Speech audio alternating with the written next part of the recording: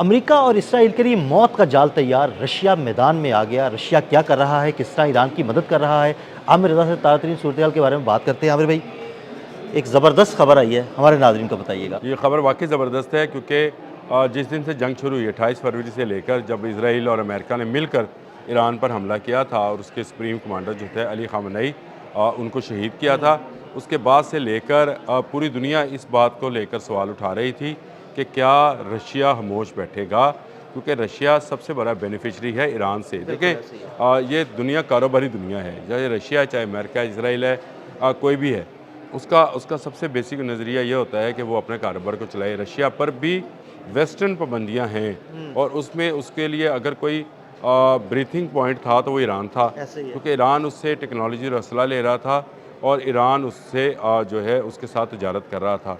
अब रोबल और तुमन में ये जो तजारत थी, इसको अभी फ़रोग़ मिलना था, लेकिन नया नया ये जो अमेरिका ने उसको क्या कहते हैं कि नई जंग शुरू कर दी, और उसके बाद से दुनिया इस बात पर सवाल उठा रही थी। बहुत सारे अमरीकी मुबसर जो हैं इस बात को अगर कहते हैं तो मैं उनके शार्ट्स भी आपको भेज देता हूँ कि इस सारी गेम के पीछे रशिया मौजूद था, जो ईरान ने कामयाबी के साथ अमरीकी अहदाफ को निशाना बनाया। लेकिन खुलकर सामने कुछ नहीं आ रहा था। देखें, हमने भी उस पर व्लॉग किया था। मैंने बताया था कि जो जो सेटेलाइट टेक्नोलॉजी है वो चीन फराहम कर रहा है, सेटेलाइट सपोर्ट, और रशिया जो है उसकी इंटेलिजेंस काम आ रही है। मैंने आपको साथ एक व्लॉग किया था।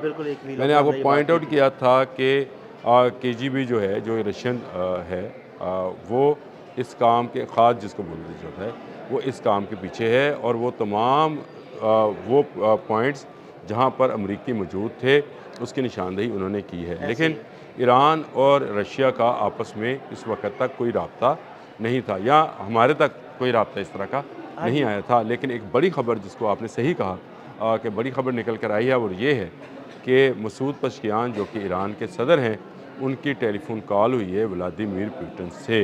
ये पहला बाज़ाब्ता सदारती सतह का राब्ता है। और मैं आपको बताऊं, अभी मैं एक पूरा आर्टिकल पढ़ रहा था कुछ देर पहले ही, जिसमें मुख्तलिफ जो दिफाई तजियाकार थे, वो ये कह रहे थे कि अमेरिका, डोनाल्ड ट्रंप ये समझे कि एक मजहबी लीडर को हलाक करने से रजीम चेंज हो जाएगी, हालांकि वहाँ पे हुकूमत जो थी वो मसूद पज़ेश्कियान चला रहे थे। ये सिर्फ मजहबी मामलात को ख़ामेनी, देखें, ख़ामेनी का फ़ैसला आखिरी फ़ैसला होता था, लेकिन जो हुकूमत चलाने वाला मामला था वो मसूद पज़ेश्कियान का था। और है, अब्बास इराक़ची हैं, ये वो लोग हैं जो सियासी तौर पर मामला ईरान का फेस भी है इंटरनेशनली। अब व्लादिमीर पुतिन ने राब्ता किया है, तो ये राब्ता आपके ख्याल से वो टेलीफोन कॉल होगी कि जिसमें ये पूछा जाएगा कि सुनाएं आपका क्या हाल है। और की हाल है। अब ये तो नहीं पूछा जाएगा ना, ये बताया जाएगा कि आइंदा की हिकमत अमली जो है वो क्या है। और दूसरा, व्लादिमीर पुतिन ने डोनाल्ड ट्रंप को एक पैगाम दिया है कि मैं ईरान के साथ राब्ते में हूँ। देखिए, इससे पहले तो सिर्फ क्या सराइयाँ थीं, जहाँ ख़बरें ऐसी थीं, इंटरनेशनल मीडिया की ख़बरें थीं कि इंटेलिजेंस जो है वो इस्तेमाल हो रही है। बहुत सारे अमेरिकन जो थे तजियाकार, वो ये बात कह रहे थे कि इतना एक्यूरेट निशाना जो है वो ईरान का नहीं हो सकता अगर उसके पास ये मालूमात ना हो। जो उसको कौन फराहम कर सकता था? रशिया। क्योंकि ईरानी लोगों पर, ये अभी भी आप इसको समझें, ईरानी लोगों पर सऊदी अरब और मिडल ईस्ट में इस तरह से कड़ी निगरानी रखी जाती है जैसे पाकिस्तानी इंडिया चले जाए या इंडियन पाकिस्तान में आ जाए। ऐसी कड़ी निगरानी जो है उनकी की जाती है। लेकिन रशियन मिडल ईस्ट में बिज़नेस भी कर रहे थे, और रशियन जो हैं उनके फ़ौजी अस्करी मफादात भी जो हैं मिडल ईस्ट से जुड़े हैं।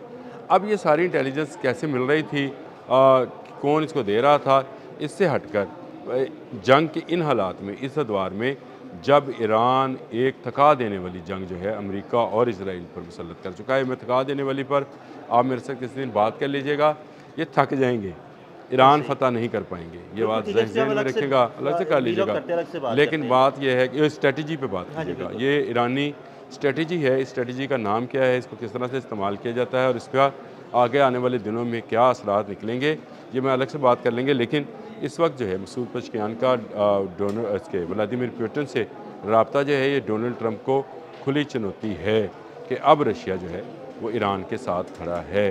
दोनों सदूर का आपस में राब्ता होना, और उसमें जो है उनका ये कहना कि वो आने वाले दिनों में इसको मामलात को बड़ी गहरी नज़र से व्लादिमीर पुतिन ने कहा है, वो देख रहे हैं और देख रहे हैं कि ईरान जो है अंडर अटैक है, यानी ईरान पर हमला किया जा रहा है। ये वो मौक़िफ़ है जो चाइना ने अक़वाम मुत्तहिदा में अपनाया था, लेकिन व्लादिमीर पुतिन ने मसूद पज़ेश्कियान को फ़ोन किया है। तो इसका मतलब ये है कि दो सुपर पावरें इस बात पर तो आमादा नज़र आती हैं कि ईरान पर हमला हुआ है और ईरान का दफ़ा किया जा सकता है। देखिए, बैनुल-अक़वामी तौर पर अब ईरान ये कह सकता है कि उसने जो भी कार्रवाई की, चाहे वो मिडल ईस्ट में की या किसी दूसरे मुल्क में की, उसने अपने दिफा में की, क्योंकि उस पर हमला किया गया है। अमेरिका और इज़राइल ये नहीं कह सकते कि ईरान ने उन पर हमला किया था, जिसका वो जवाब दे रहे हैं। तो ये बैनुल-अक़वामी सतह के ऊपर जब तल्लुकात को देखा जाता है या मामलात को देखा जाता है, तो उसमें ऐसी चीज़ों को जो है मद्देनज़र रखा जाता है कि कौन मज़लूम है और कौन ज़ालिम है। तो इस वक्त इज़राइल और अमेरिका को ज़ालिम जो है करार दिलवाने में ईरान कामयाब हो गया है, और दुनिया की हमदर्दियाँ जो हैं, आप देखिएगा हर आने वाले दिन के साथ, आज 8वां रोज़ है जंग का, हर आने वाले दिन के साथ जो है ईरान के साथ जुड़ती चली जाएंगी और ईरान आपको पहले से ज़्यादा ताकतवर नज़र आता शुरू हो जाएगा, क्योंकि ईरान का हर मिसाइल हमला इस बात का ऐलान कर रहा है कि उसकी बैलिस्टिक मिसाइल की जो ज़ख़ीरे हैं वो ख़त्म नहीं हुए हैं। हर मिसाइल हमले के साथ, हर ड्रोन हमले के साथ वो इस बात का ऐलान कर रहा है। और मैं अभी इस पे ड्रोन पे जो है शाहिद 136 पे मैं देख रहा था, तो उसमें भी बड़ी स्टोरीज जो हैं, और उसको वो उसकी तो बहुत बड़ी धूम है आमिर भाई, चर्चे हो गए हैं उसके। चर्चे हो रहे हैं। मैं तो बड़ा हैरान हूँ कि दुनिया जो है उसको इस नज़र से देख रही है। ये बात बिल्कुल इस बात को मैं ये समझ रहा हूँ कि ईरान आज भी अपने पाँव पर खड़ा है और ईरान जो है वो शिकस्त देने के काबिल है अमेरिका जैसी और इज़राइल जैसी बड़ी क़ुव्वतों को। और ये अगर समझा जाए तो नफसियाती शिकस्त जो है वो डोनाल्ड ट्रंप को हो चुकी है, और डोनाल्ड ट्रंप की नफसियाती शिकस्त का बेयन सबूत ये है कि आज के दिन तक रजीम चेंज के लिए ईरान के अंदर से कोई आवाज़ नहीं उठी, और सब के सब लोग जो हैं नए पास जो सुप्रीम कमांडर हैं उसका इंतज़ार कर रहे हैं। जो कमेटी बनाई गई थी वो अपना काम कर रही है। आप इज़राइल ने आज एक जली वीडियो सी भी जारी की है, अगर आपने उसकी तस्वीरें लगानी है तो लगा दें। 3D इमेजेस जारी किए हैं कि ये वो बंकर है जिसमें अली ख़ामनेई थे। अली ख़ामनेई अपने घर पे थे, वो किसी बंकर में नहीं थे। अगर वो किसी बंकर में होते तो आज हम में मौजूद होते। वो शहीद किए गए और उन्होंने अपने वो कम्प्लेक्स जो उनका रहायशी कम्प्लेक्स था उसमें अपनी जो है उनका नवासा था, बेटा था, बेटी थी, दामाद था, उनके साथ जो है शहादत पाई है। ये जो बंकर वाली स्टोरी है ये इज़राइल किसी और को जाकर सुना दे कि वो एक बड़ा ही गहरा बंकर था जिसको तबाह किया गया है। आप अभी तक ईरान की कोई स्ट्रेटजिकली जो साइड है, साइड जो है उसको आप तबाह नहीं कर पाए हैं। तो आप अली ख़ामनेई को क्या करते? उन्होंने अली ख़ामनेई ने जो उनके मतलब पता चला है कि उन्होंने ये कहा था कि अगर आप 9 करोड़ लोगों को बंकर दे सकते हैं तो मैं बंकर में चला जाता हूँ, नहीं तो मैं अपने ऑफिस में काम करूँगा। तो ये उनकी शहादत की एक अज़मत है, उनकी अज़मत की एक निशानी भी है, और वो शहीद किए गए हैं। और इस उम्र में शहादत देकर उन्होंने ईरानी कौम को यकजा कर दिया। बिल्कुल, बहुत शुक्रिया आमिर भाई। आमिर भाई ने तातरीन सूरत-ए-हाल के बारे में आपको आगाह किया कि किस तरह मसूद पज़ेश्कियान और रूसी सदर का रब्ता हुआ है और उस पर क्या बातें हुई। अदील अहमद और आमिर रज़ा को इजाज़त दीजिएगा। अल्लाह हाफ़िज़।